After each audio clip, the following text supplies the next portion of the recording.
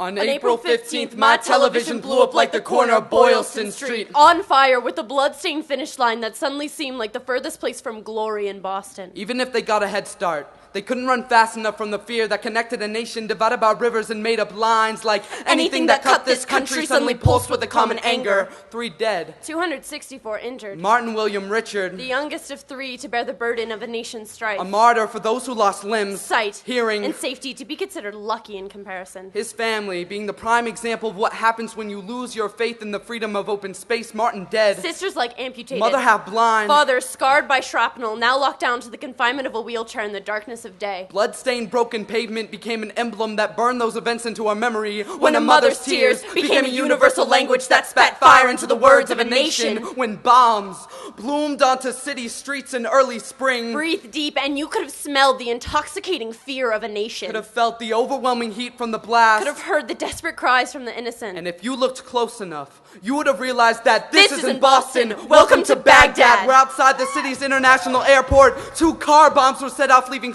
2 dead and 16 injured. That day in Baghdad alone, the equivalent of over 10 Boston bombings erupted in streets, markets, and bus stops, leaving 27 other civilians massacred.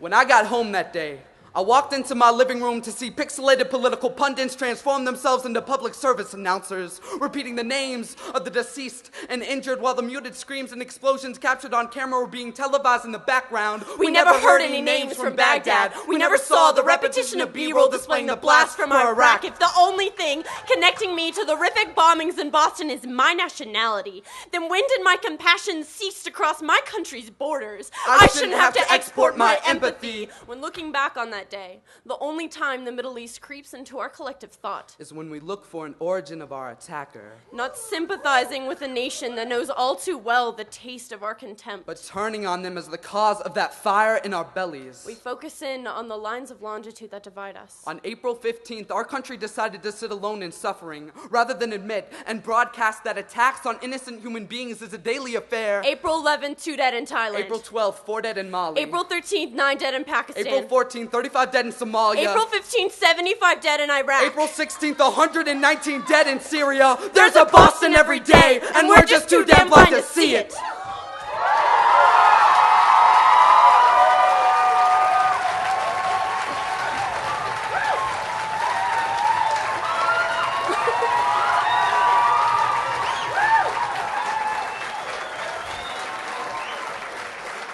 So we should consider ourselves lucky that only the corner of Boylston Street burned that day. When every day the hearts of a people hated unjustly and constricted to historical cycles burns with a fire that flows from mouths and car bombs. Please, we're not saying this wasn't a tragedy. Every life lost is a tragedy. But the only way to heal our world from the wounds we face daily is to stitch and tie those lines that pulse over oceans. To learn to appreciate the sadness over the statistics, the feelings over the facts, and finally realize that a mother's tears are a universal language.